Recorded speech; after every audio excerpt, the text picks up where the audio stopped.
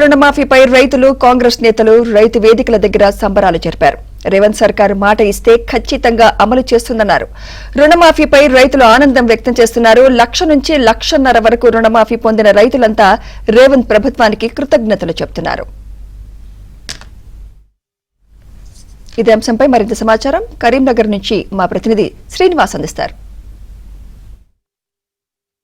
రైతు వేదికల దగ్గర రైతులంతా సంబరాలు చేసుకుంటున్నారు. ఎన్నికల్లో కాంగ్రెస్ పార్టీ ఇచ్చిన హామీ మేరకు 2 లక్షల రుణమాఫీ ప్రక్రియ కొనసాగుతోంది. తాజాగా రెండో విడత కూడా 1,00,000 నుంచి 1,50,000 లోపు ఉన్న రుణాలన్నింటినీ కూడా ఆ ప్రభుత్వం మాఫీ చేస్తోంది. దీంతో రైతు వేదికల దగ్గర రైతులంతా సంబరాలు జరుపుకుంటున్న పరిస్థితి మనకు కనిపిస్తోంది. ప్రస్తుతం కరీంనగర్లోని మానకొండూరు రైతు వేదిక దగ్గర మనం ఉన్నాం. కొంతమంది కాంగ్రెస్ పార్టీకి సంబంధించిన నాయకులు అలాగే రైతులు కూడా మనతో ఉన్నారు. వారితో మాట్లాడే ప్రయత్నం చేద్దాం. చెప్పండి, 1,00,000 నుంచి 1,50,000 లోపు రుణమాఫీ చేస్తున్నారు. కొన్ని చోట్ల ప్రతిపక్షాలు చాలా మొత్తం మందికి రావట్లేదు అని చెప్తున్నారు. ఏం చెప్తారు? కాంగ్రెస్ పార్టీ అంటే రైతులకు ఒక నమ్మకం. మే 6, 2022 నాడు వరంగల్లో రైతు డిక్లరేషన్ సభ పెట్టినాడు. రాహుల్ గాంధీ తెలంగాణ గడ్డ మీదకి వచ్చి రైతులకు ఒక వాగ్దానం ఇచ్చి 2 లక్షల రూపాయలు ప్రభుత్వం రాగానే మేము రుణమాఫీ చేస్తామని మాట ఇచ్చారు. ఆ మాటను రైతులు నమ్మి కాంగ్రెస్ పార్టీకి పట్టం కడితే కొంతమందికి మింగుడు పడక లేనిపోని ఆరోపణలు చేస్తున్నారు.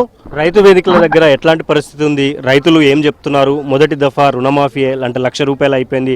రెండో విడతలో 1,50,000 లోపు అవుతోంది. రైతులు ఏం చెప్తున్నారు? ఈరోజు కాంగ్రెస్ ప్రభుత్వంలో రైతులు సంబరాలు చేసుకుంటా ఉన్నారు.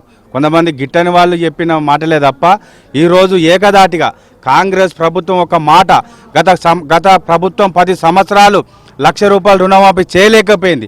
కానీ కాంగ్రెస్ ప్రభుత్వం మాట ఇచ్చిన రాహుల్ గాంధీని తీసుకొచ్చి వరంగల్ ఎప్పుడైతే డిక్లరేషన్ ఇచ్చిరో అప్పుడున్న అధికార పార్టీ వాళ్ళు హేళన చేసిరు.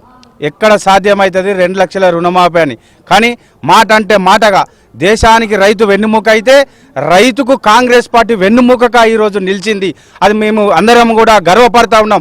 రేవంత్ రెడ్డి గారి సమక్షంలో ఆనాడు రాజశేఖర్ రెడ్డి గారు ఎప్పుడైతే రైతులకు 1,00,000 రూపాయలు ఏకదాటి రుణమాఫీ చేసిరో మళ్ళీ ఈ రోజు కూడా రేవంత్ రెడ్డి గారి హయాంలో కాంగ్రెస్ ప్రభుత్వంలో 2 లక్షల రూపాయలు రుణమాఫీ చేసుడు రైతుల కుటుంబంలో పండుగ వాతావరణం సంబరాలు చేసుకుంటూ మేము గర్వపడుతున్నాం. కాంగ్రెస్ పార్టీలో ఉన్నందుకు, కాంగ్రెస్ పార్టీ కష్టపడేందుకు, కాంగ్రెస్ పార్టీ ఏంటి ప్రభుత్వం ఫామ్ అయినందుకు, రేవంత్ రెడ్డి గారు ధైర్యంగా చేసి చూపించినందుకు మేమందరం గర్వంగా ఉన్నాం.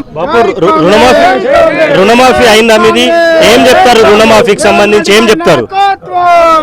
రుణమాఫీ అనేది ఇప్పుడు ఒక రైతు బిడ్డగా రేవంత్ రెడ్డి రైతులను ఇప్పుడు ఒక పండుగ ఇవాళ ఏంటంటే మొత్తం ఒక రాష్ట్రం అంతా పండుగ చేసుకుంటుంది. పండుగ అనేది ఏదో కులానికో మతానికో లేకపోతే ఏ దానికో అనేది కాకుండా ఇవాళ మొత్తం రాష్ట్రానికి పండుగ వాతావరణం నెలకొన్నది.